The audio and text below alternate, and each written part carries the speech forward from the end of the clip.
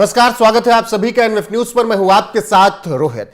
केंद्र शासित जम्मू कश्मीर के पहले मुख्यमंत्री बन गए हैं उमर अब्दुल्ला। उमर अब्दुल्ला के शपथ ग्रहण में देश के तमाम नेता पहुंचे और इंडिया अलायंस के बड़े नेता भी मौजूद रहे। राहुल गांधी, प्रियंका गांधी, मल्लिकार्जुन खड़गे और इसके अलावा अखिलेश यादव जैसे तमाम नेता उमर अब्दुल्ला के शपथ ग्रहण में पहुंचे।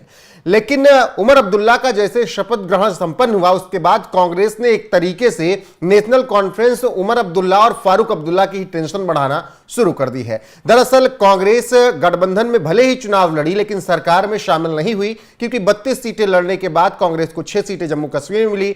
ऐसे में कांग्रेस ने स्टेटहुड का मामला उठाकर अपने आप को सरकार से अलग कर लिया और अब ऐसा लग रहा है कि वही विपक्ष की भूमिका निभाने के लिए तैयार हैं। जी हां, फारूक अब्दुल्ला और उमर अब्दुल्ला वही बात कर रहे हैं जो मल्लिकार्जुन खड़गे कह रहे हैं। लेकिन जिस तरीके से शपथ ग्रहण के तुरंत बाद मल्लिकार्जुन खड़गे ने बयान दिया, उससे निश्चित तौर पर उमर अब्दुल्ला की मुश्किलें और टेंशन बढ़ जाएगी। अब क्या हुआ है, क्या मामला है और क्यों कांग्रेस शपथ ग्रहण के तुरंत बाद इतनी तीखी नजर आई रही है, यह समझना बेहद जरूरी है। दरअसल 90 सीटों पर जम्मू कश्मीर में चुनाव हुए, जो 90 सीटें वहां पर हैं। बहुमत का आंकड़ा वहां पर 46 है। 42 सीटें नेशनल कॉन्फ्रेंस ने खुद जीत ली। 32 सीटों पर चुनाव लड़कर 6 सीटें कांग्रेस के हिस्से में आई। अब कांग्रेस का बहुत अच्छा प्रदर्शन नहीं रहा। ऐसे में नेशनल कॉन्फ्रेंस ने अपना जुगाड़ लगाया और कांग्रेस को कह दिया, अगर आप गठबंधन में रहना चाहते हैं तो ठीक है, वरना आप अपना रास्ता देख लीजिए। कांग्रेस ने कह दिया कि हम पूर्ण राज्य का दर्जा नहीं है, इसीलिए सरकार में शामिल नहीं होंगे। और उसके बाद फिर नेशनल कॉन्फ्रेंस ने सरकार बना ली। तमाम निर्दलीय भी उनके साथ आ गए। तो अब जब सरकार बन गई और शपथ ग्रहण उमर अब्दुल्ला का हो गया, तो मल्लिकार्जुन खड़गे स्टेटहुड के मामले को अब बढ़ चढ़कर उठा रहे हैं और मल्लिकार्जुन खड़गे सीधा संदेश दे रहे हैं कि उमर अब्दुल्ला को हम स्टेटहुड का मामला, 370 का मामला भूलने नहीं देंगे।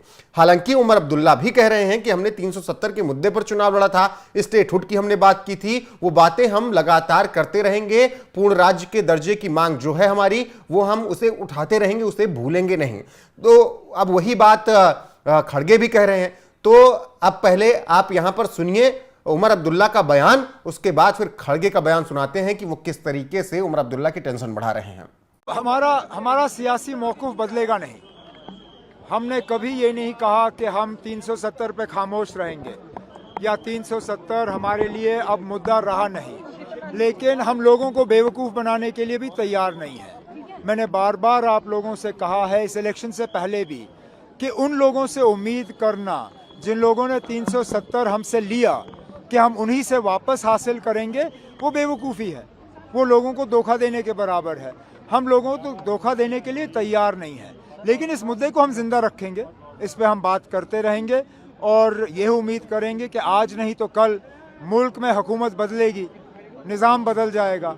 ऐसी हुकूमत आएगी जिसके साथ हम बैठ के इस मुद्दे पे बात कर सकेंगे और कुछ ना कुछ जम्मू कश्मीर के लिए हासिल कर सकेंगे। ये नेशनल कॉन्फ्रेंस की हमेशा से हमारा ये रहा है लाएअमल और आगे भी यही रहेगा। उमर अब्दुल्ला साफ कह रहे हैं कि हम बैठेंगे, इस मुद्दे पर बात करेंगे। जो हुकूमत देश में है उससे हम 370 तो फिर से नहीं लगवा सकते, क्योंकि उन्होंने हटाया था, लेकिन हम इस मुद्दे को जीवित हमेशा रखेंगे, इस मुद्दे को उठाते रहेंगे। इसके अलावा उमर अब्दुल्ला ने स्टेटहुड का भी मामले का जिक्र किया और कहा कि स्टेटहुड का भी मामला हम उठाते रहेंगे और पूर्ण राज्य का दर्जा जम्मू कश्मीर के लिए लेकर ही मानेंगे। अब उमर अब्दुल्ला अपनी राजनीति कर रहे हैं, लेकिन कांग्रेस जो कि सरकार में शामिल नहीं हुई, उसने अब खेल करना शुरू कर दिया है और उमर अब्दुल्ला को वो याद दिला रहे हैं कि स्टेटहुड का मामला भूलना नहीं है, आपको 370 का मामला नहीं भूलना है। भले हम सरकार में नहीं है, लेकिन आपको ये याद दिलाते रहेंगे। तो मल्लिकार्जुन खड़गे ने जैसे ही उमर अब्दुल्ला की शपथ हुई, उसके तुरंत बाद उन्होंने ये बयान देकर सियासत में अब एक नई लाइन खींचने की तरफ इशारा कर दिया है और वो उमर अब्दुल्ला को भी चेतावनी दे रहे हैं कि अगर आप मामला भूलते हैं तो फिर हम उस मामले को उठाएंगे और अगर जरूरत पड़ी तो विपक्ष की भूमिका भी निभा जाएंगे। सुनिए क्या कुछ कह रहे हैं मल्लिकार्जुन खड़गे। ये सरकार बनी, देखिए, उनको मुबारकबाद देने के लिए यहाँ आया हूँ। हमारे को बड़ी खुशी हो गई, हमारी अलायंस पार्टनर के नेता ने आज चीफ मिनिस्टर बना। बहुत दिन के बाद डेमोक्रेसी यहाँ एस्टैब्लिश हुई है। और इस डेमोक्रेसी को जिंदा रखने के लिए और संविधान के तहत सरकार चलाने के लिए ये एक मौका मिला है। हम जरूर इसको स्टेटहुड दिला के रहेंगे। स्टेटहुड दिलाकर रहेंगे, मल्लिकार्जुन खड़गे का सीधा संदेश है। हालांकि उन्होंने पहले जिक्र किया कि हमारी गठबंधन की सरकार बनी, बहुत दिनों बाद जम्मू कश्मीर में लोकतंत्र की जीत हुई, ऐसे में हम उमर अब्दुल्ला को बधाई देने आए थे। लेकिन उसके बाद जब उन्होंने स्टेटहुड के मामले का जिक्र करते हुए आगे बढ़ गए तो यह साफ समझ आ गया कि कांग्रेस उमर अब्दुल्ला और फारूक अब्दुल्ला को चैन से नहीं रहने देगी अगर उन्होंने स्टेटहुड का मामला और 370 का मामला भूलने की कोशिश की तो। अब स्टेटहुड का मामला क्या है? दरअसल केंद्र शासित प्रदेश बना दिया गया है 370 के बाद जम्मू कश्मीर, और ऐसे में पूर्ण राज्य का दर्जा दिलाने की मांग लगातार हो रही है। और यही बात उमर अब्दुल्ला कह रहे हैं, फारूक अब्दुल्ला कह रहे हैं, और यही बात अब मल्लिकार्जुन खड़गे भी कह रहे हैं। तो इससे आप अंदाजा लगा सकते हैं कि किस तरीके से कांग्रेस भले ही सरकार में शामिल जम्मू कश्मीर में नहीं हुई है, लेकिन उसने ये अभी से तय कर दिया है कि हम हर मामले को उठाते रहेंगे और अगर जरूरत पड़ी तो उमर अब्दुल्ला पर भी सवाल उठाएंगे अगर उन्होंने स्टेटहुड का मामला और 370 का मामला छोड़ दिया तो। आपको जानकारी देते चलें कि कांग्रेस ने स्टेटहुड का मामला ही उठाया और उसने इसीलिए सरकार में शामिल नहीं होने का फैसला किया। कांग्रेस ने साफ कहा कि पूर्ण राज्य का दर्जा जम्मू कश्मीर के पास नहीं है, हम इस मुद्दे को उठाते रहेंगे और जब तक पूर्ण राज्य का दर्जे की मांग पूरी नहीं करवा लेते हम अपनी, तब तक हम सरकार में शामिल नहीं होंगे।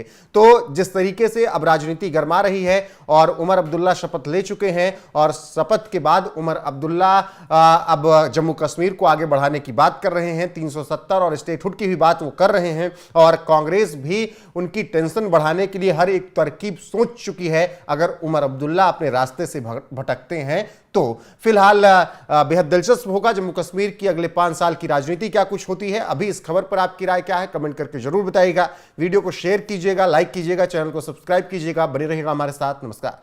हमारा सियासी मौक़िफ़ बदलेगा नहीं। हमने कभी ये नहीं कहा कि हम 370 पे खामोश रहेंगे या 370 हमारे लिए अब मुद्दा रहा नहीं, लेकिन हम लोगों को बेवकूफ़ बनाने के लिए भी तैयार नहीं है। मैंने बार बार आप लोगों से कहा है इस इलेक्शन से पहले भी कि उन लोगों से उम्मीद करना जिन लोगों ने 370 हमसे लिया कि हम उन्हीं से वापस हासिल करेंगे, वो बेवकूफ़ी है, वो लोगों को धोखा देने के बराबर है।